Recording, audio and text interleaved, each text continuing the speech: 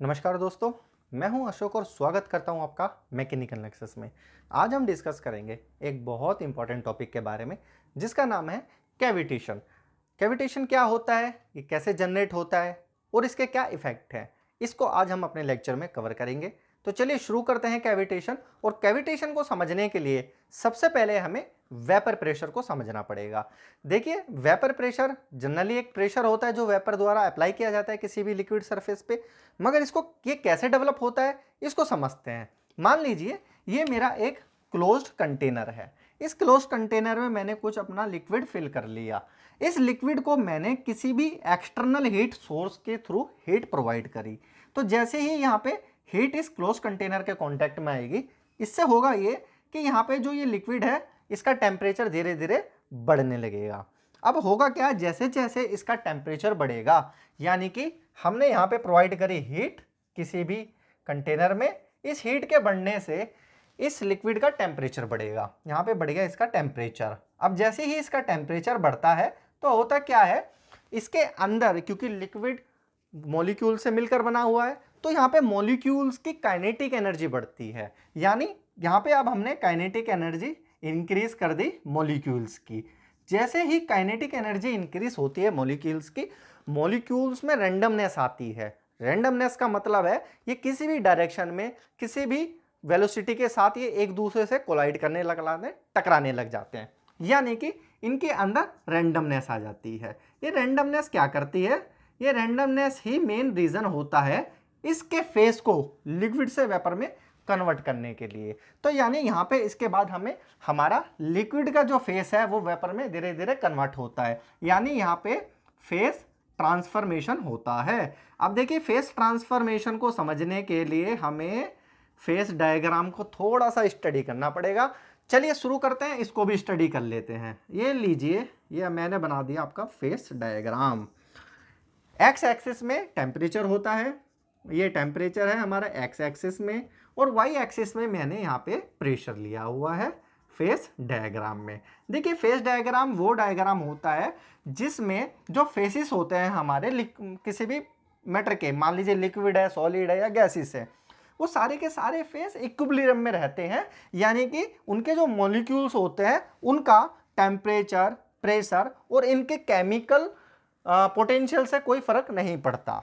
तो यानी कि इसका मतलब ये हुआ, ये जो मेरा फेस है मान लीजिए ये थोड़ा सा ऐसे इंक्लिनेशन में होता है, उसके बाद ये बाहर की तरफ इंक्लिनेशन में होता है, और ये मेरा पूरा का पूरा बन गया फेस इक्विलिब्रियम डायग्राम। इस पॉइंट को कहा जाता है ट्रिपल पॉइंट। मैं शॉर्ट में लिख देता हूँ, ट्रिपल पॉइंट वह पॉइंट होता है जहाँ पे तीनों के तीनों फेस इक्विलिब्रियम में होता है। देखिए कौन सा फेस कहाँ होता है इसको देख लेते हैं। सबसे पहले यहाँ होता है हमारा सॉलिड फेस, उसके बाद आता है हमारा इस फेस में लिक्विड फेस, और सबसे नीचे का जो फेस होता है इसे कहते हैं वेपर फेस यानी गैस का फेस। ये तीनों कर्व होते हैं। ये जो कर्व है जिसमें सॉलिड और लिक्विड स्टेबल पोजीशन में होते हैं, ये मेल्टिंग कर्व है, यानी सॉलिड मेल्ट होने के बाद लिक्विड बनता है, लिक्विड को हीट देंगे तो वो गैस बनता है, इसको वेपोराइजेशन कर्व कहा जाता है। एक ऐसा कर्व होता है जिसमें कोई चीज सॉलिड से सीधा ही वेपर बन जाती है, इसको कहते हैं सब्लिमेशन कर्व। इसको हम जब डिटेल में डिस्कस करेंगे वेपर इसको डायग्राम को तब समझेंगे। अभी हम यहाँ पे ये समझते हैं कि यहाँ पे ये जो फेस का जो ट्रांसफॉर्मेशन हो रहा है वो कैसे हो रहा है। मान लीजिए यहाँ पे मैं लिक्विड की जगह कोई सॉलिड ले लेता, मान लीजिए आइस ले लेता। आइस कैसा है नेचर में, फेस उसका सॉलिड है, ये सॉलिड फेस है। अब ये सॉलिड फेस में आपने हीट दी तो क्या होगा, देखिए ये आप यहाँ पे आ गए सेकंड, फर्स्ट से चल के सेकंड पे, यानी आपने हीट दी यानी टेम्परेचर बढ़ाया, तो फेस कैसा हो गया, सॉलिड से लिक्विड, आइस आपकी वाटर कन्वर्ट हो गया। अब यहाँ पे हमारा वाटर आ गया।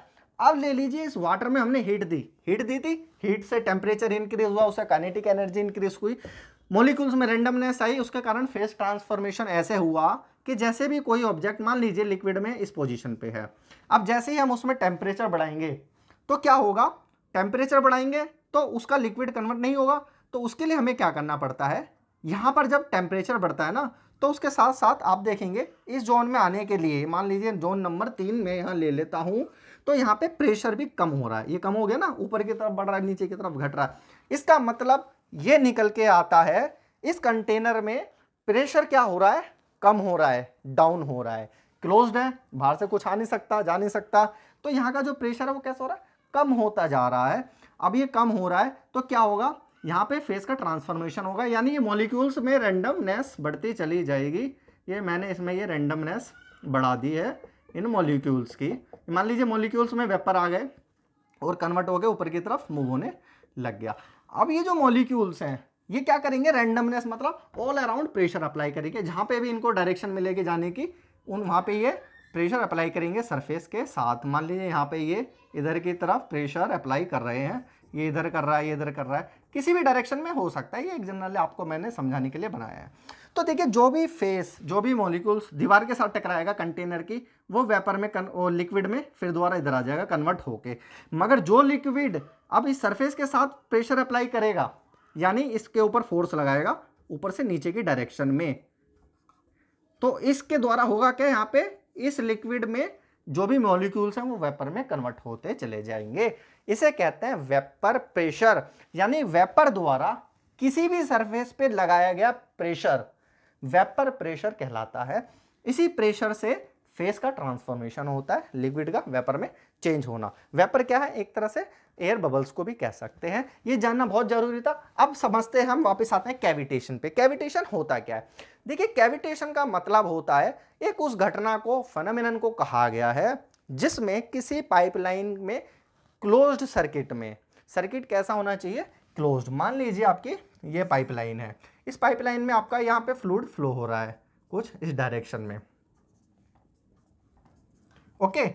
अब किसी भी पाइपलाइन में उसके क्लोज्ड सर्किट में किसी भी एरिया में, मान लीजिए यहाँ पे मैंने एरिया ले लिया XX, अगर यहाँ पे लिक्विड का प्रेशर उसके वेपर प्रेशर से कम हो जाए, अब जैसे ही वेपर प्रेशर से कम होगा तो यहाँ पे क्या होगा, फेस का ट्रांसफॉर्मेशन हो जाएगा, यानी ये जो लिक्विड है ना ये आपका वेपर में कन्वर्ट होने लग जाएगा। तो उसके कारण होता क्या है, यहाँ पे एयर बबल्स डेवलप होते हैं। ये जो एयर बबल्स है ना, यहाँ पे इस, मान लीजिए हम इस जोन की बात कर रहे हैं, यहाँ पे एयर बबल्स डेवलप हो गए।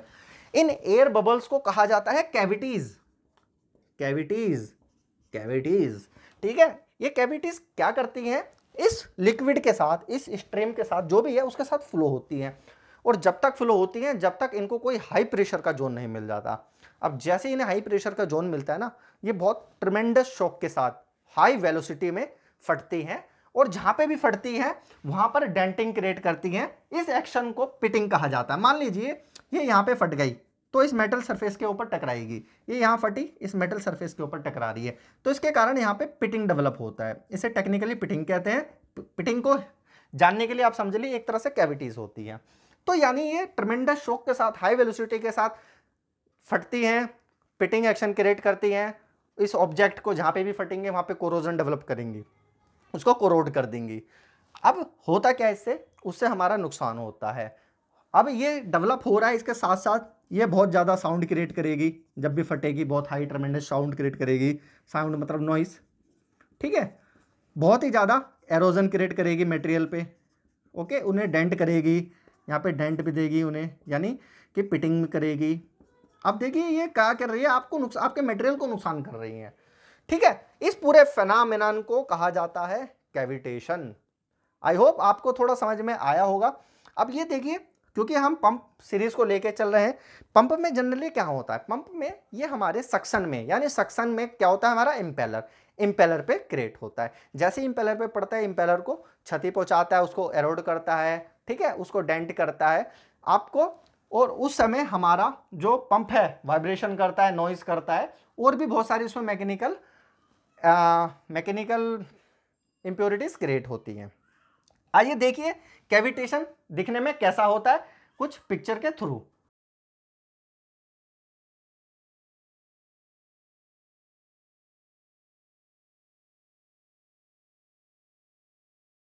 इन पिक्चर को देखकर आपको थोड़ा आइडिया लगा होगा कि जो हमारा कैविटेशन है कितना खतरनाक हो सकता है किसी भी मशीन के लिए। ये तो हमने पंप की बात करी थी, ये और भी जगह हो सकता है, टरबाइन में भी हो सकता है, और भी मशीनरीज में क्रिएट हो सकता है। वहां क्रिएट होगा जहां पे भी हमारा प्रेशर वेपर प्रेशर से नीचे चला जाएगा किसी भी लिक्विड का। यानी कि यहाँ पे ये समझ में आ रहा है हमें कैविटेशन कितना डेंजरस है किसी भी मशीन के लिए।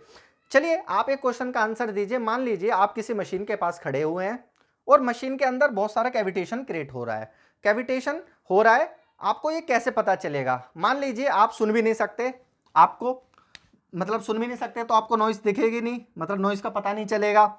इरोजन आप देख नहीं सकते मटेरियल के अंदर जाके, पाइपलाइन के अंदर जाके, ठीक है। डेंट पिटिंग का पता नहीं चलेगा, तो आपको कैसे पता चलेगा उसके अंदर कोरोजन है? ये बार का क्वेश्चन था। आंसर का मैं वेट करूंगा नीचे कमेंट में। Thank you for watching.